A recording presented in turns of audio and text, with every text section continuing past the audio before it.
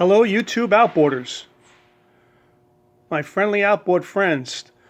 In this short video I'm going to show you how to put the water pump together on this 1958 Junker Clunker motor of mine, my $40 special, and then continue on to put it up onto the midsection and the rest of the motor. But the first thing I like to do is when everything is cleaned and apart, I know the seals are good because the oil's clean. I didn't do a pressure test. But when I dropped the drive shaft down, I could hear it pushing air. So that's one way to tell if your low unit is sealing without putting a gauge on it, pressure testing it.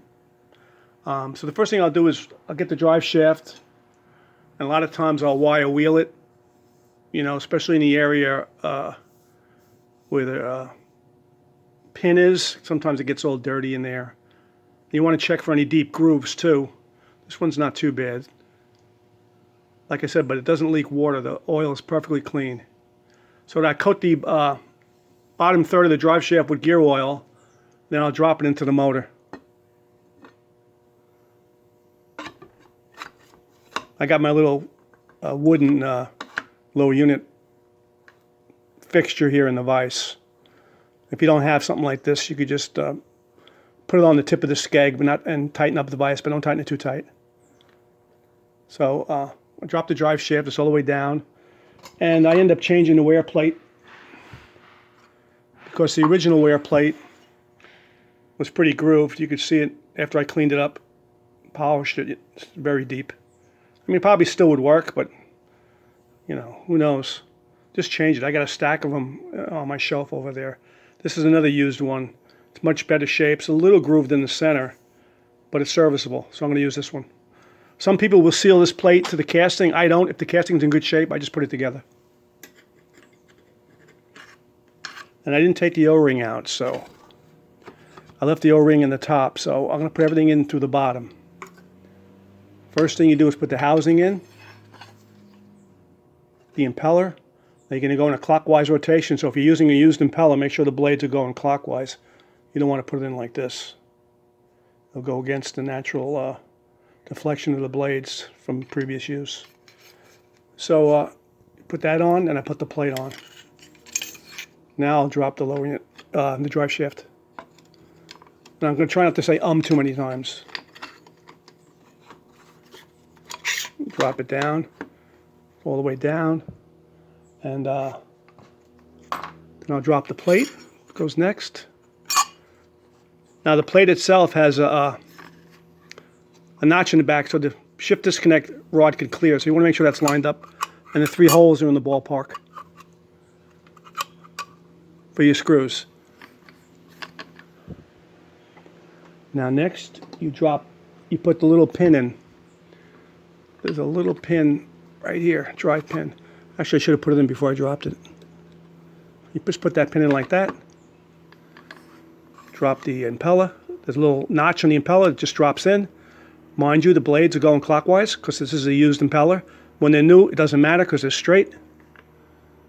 Now the water pump housing has a cutout too in the back to clear the gear shift rod, the shift connector, shift rod, whatever you want to call it. So I'll just lay that right on top, and then I'll take a vice grip, a small vice grip, and in the non-critical area, just not too tight, I just put it on there, and I turn it, and it just drops. It's in gear. And you want to just make sure it drops all the way. I'll leave the drive shaft on there because I might have to turn it again. Then I'll take a pointer scribe, pick up on one of the holes to line it up with the plate and the casting. Sometimes it takes a little finesse. Yeah, I got this one lined up. Then I'll take the 3 screws. They already have grease on them. These are 8/32 screws. Why they used 8/32 screws to hold this on, I like to curse the engineer who designed it. Because they just, not beefy enough in my eyes.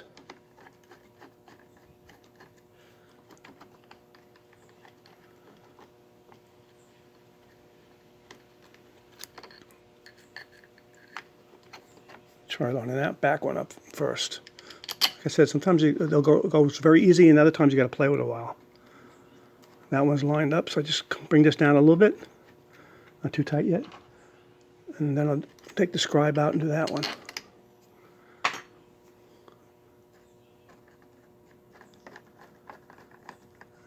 Should line up.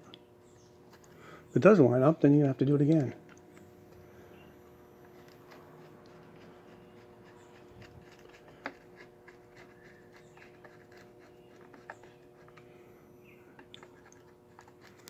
It's not going down all the way. There it is. You might have to tap it sometimes. You could use, to get it to go down all the way, because the screws aren't long enough to pick up. See, now it's grabbing.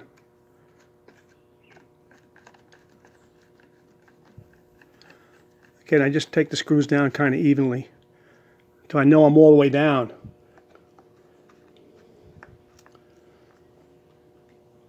Just kind of like snug them up. I don't go too crazy with them. Like I said, they're only 8/32 screws. Don't need too much, as long as it brings it down flush to the wear plate and the housing. And that's it. Now I'll double check with my vice grip, which you can't see. I've got a vice grip up here. And I'll just turn it to make sure it doesn't bind. And that's it. Done. Next is putting it up onto the motor itself.